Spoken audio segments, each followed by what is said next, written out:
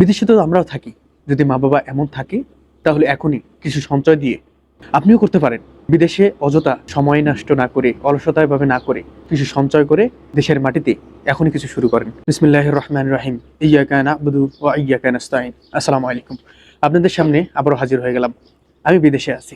বিদেশ থেকে একটা ছোট্ট খামার শুরু করেছি। সেই খামারটার নাম দিয়েছি মাশাআল্লাহ কেজি অ্যাগ্রো। খামারটার মধ্যে এখন বর্তমানে রয়েছে 15টা ছাগল। এই 15টা ছাগল দিয়ে সর্বপ্রথম শুরু করিনি।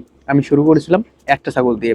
যখন একটা ছাগল থেকে শুরু করে করে আজ পর্যন্ত যখন আমি বিদেশে এসেছি, তখন আমার ছাগল ছিল প্রায় 5টার মতো।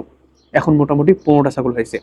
যদি ইচ্ছা এবং পূর্ণ আল্লাহ তাআলার উপর আস্থা থাকে আর পরিবারে এমন মা বাবা থাকে, তাহলে সন্তানদের আশা এবং স্বপ্নগুলো মহান আল্লাহ তাআলার সাহায্য এবং মা বাবার সুন্দর মমতায় আঁকড়ে ধরে থাকা এই খামারটাকে উজ্জ্বল করে দিতে পারি। আমার মা বাবার কাছে আমি কৃতজ্ঞ যে আমার খামারটা এত সুন্দরভাবে, আমি বিদেশে থাকা অবধিও আমার খামারটাকে এত সুন্দরভাবে পরিচালনা করার জন্য। আপনিও করতে পারেন। বিদেশে অযথা সময় নষ্ট না করে, অলসতায় ভাবে না করে, কিছু সঞ্চয় করে দেশের মাটিতে এখনই কিছু শুরু করেন। যদি শুরু করতে পারেন তাহলে ইনশাআল্লাহ আপনার আগামী দিনগুলো অনেক ভালো হবে।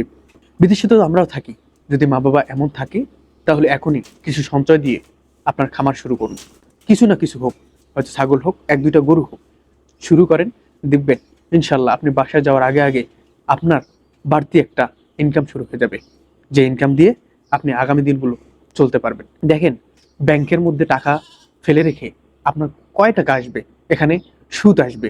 সুদটা না করে সফলভাবে, হালালভাবে আপনি এই ইনকামটা করতে পারেন। এই ইনকামটা করলে মহান আল্লাহ তাআলার রহমত এবং আপনার যে গ্রামে থাকার একটা পূর্ণ আশা, সেই আশাটাও পূরণ হবে।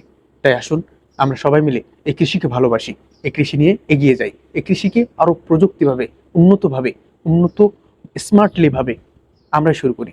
যদি আমাদের মতো শিক্ষিত যুবক এসে এই কৃষির পাশে দাঁড়ায়, তাহলে কৃষি আরো উন্নত হবে, এই কৃষি আরো এগিয়ে যাবে।